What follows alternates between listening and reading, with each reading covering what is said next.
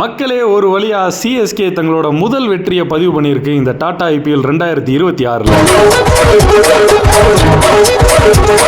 வரிசையா 3 தோல்விக்கு அப்புறம் டிசியோட மோதுனாங்க சிஎஸ்கே. சேப்பாக்கில் தான் இந்த மேட்ச் நடந்துச்சு. இந்த மேட்ச்லயாவது ஜெயிப்பாங்களான்னு ஆவலுடன் எதிர்பார்த்துக்கிட்டு இருந்த சிஎஸ்கே ஃபேன்ஸுக்கு ஒரு நல்ல ட்ரீட். ஒரு 2 வருஷத்துக்கு முன்னாடிலாம் ஒரு மேட்ச் 2 மேட்ச் தோத்தாலே வருத்தப்படுற காலம் போய் இப்ப தொடர்ந்து 4 மேட்ச் ஆடி ஒரு மேட்ச் ஜெயிச்சாலே அவ்வளவு சந்தோஷப்படுற மாதிரி. சரி, சுருக்கமா மேட்சை பத்தி சொல்லிடுறேன். டாஸ் வின் பண்ற டெல்லி பவுலிங் சூஸ் பண்றாங்க. அட்லீஸ்ட் ஒரு 200 அடிச்சாதான் ஜெயிக்க முடியும்ன்ற நிலைமையில களமிறங்குறாங்க சிஎஸ்கே. பட் கேப்டன் ருத்துராஜ் போன மேட்ச்ல எங்கே விட்டாரோ அதே மாதிரி அவுட் ஆகி போறாப்ல 15 ரன். ஆனா சிஎஸ்கே பேட்டிங்ல அவுட்னு ஆனது அவர் மட்டும். கேப்டன் போனா என்ன, நான் பாத்துக்கிறேன் அப்படின்னு சேட்டை பண்ணிட்டாப்ல. சேட்டனும் ஆயுஷ் மாத்திரையும் சேர்ந்து சேப்பா கிரவுண்ட்ல வந்து இருந்த அத்தனை கூட்டம் மஞ்ச கூட்டத்துக்கு ஒரு மஜாவான ஆட்டத்தை காமிச்சிட்டு இருக்காங்க. அதுக்கப்புறம் ஒரு கட்டத்தில் வந்தீங்கன்னா ஆயுஷ் மாத்திரை ரிட்டையர் ஆகி அதுக்கப்புறமா டூபே களமிறங்கினாங்க. நான் எதிர்பார்த்தது சர்ஃப்ராஸ் கான் இல்லைன்னா வருவாப்ல அப்படின்னு எதிர்பார்த்தேன். ஆனா அவங்க ஏதாவது அனலைஸ் பண்ணிருப்பாங்க, அதனால டூபே அனுப்பியிருக்காங்க. வழக்கம் போல மேட்ச் போன போக்குக்கு 230 வரை வரும்னு எதிர்பார்த்தது. பார்த்தா இடையில ஒரு 2-3 ஓவர் கொஞ்சம் கம்மியா போகுது. பட் சேப்பா கிரவுண்டுக்கு ஒரு தரமான ஸ்கோர் 212க்கு 2 பேர் தான். சாரி, ஒரு ஆள் தான் அவுட், ஒரு ஆள் ரிட்டையர். பட் சஞ்சு சாம்சன் இந்த 3 மேட்ச்ல விட்டதை இந்த மேட்ச்ல கொடுத்திருக்காங்க. 115 ரன். இந்த ஐபிஎல் சீசனோட முதல் 100. ஃபர்ஸ்ட் பேட்டிங்ல முதல் பால்ல இருந்து 20வது ஓவர் கடைசி பால் வரை நின்று ஆடி இருக்காப்ல. அவருக்கு வேர்த்து ஊத்து தண்ணியா ஊத்திக்கு இருக்கு. உண்மையிலே சேட்டனை பாராட்டியா. அதே நேரத்தில் சஞ்சுவுக்கு பக்கபலமா இருந்த ஆயுஷ் மாத்திரை இப்பதான் கொஞ்சம் நம்பிக்கை வர ஆரம்பிச்சு. 213 ரன் எடுத்தா வெற்றி அப்படின்ற இலக்கை நோக்கி டிசி களமிறங்குறாங்க. ஆனா நம்மளோட பவுலிங் டெப்த்தை பார்த்து கொஞ்சம் பயம் இருந்துச்சு, எங்க அடிச்சிருவாங்களோ அப்படின்னு. பவர் பிளேல நிசங்கா பாஞ்சு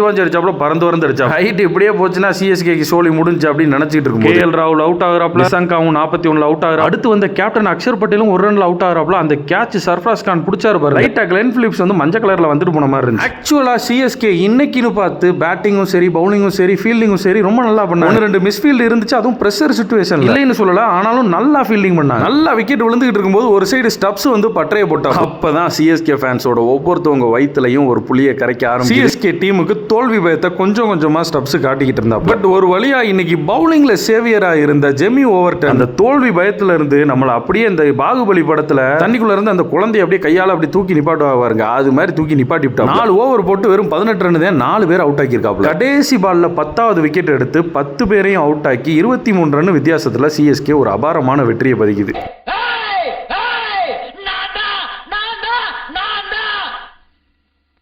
அப்படின்னு ஒரு போதை.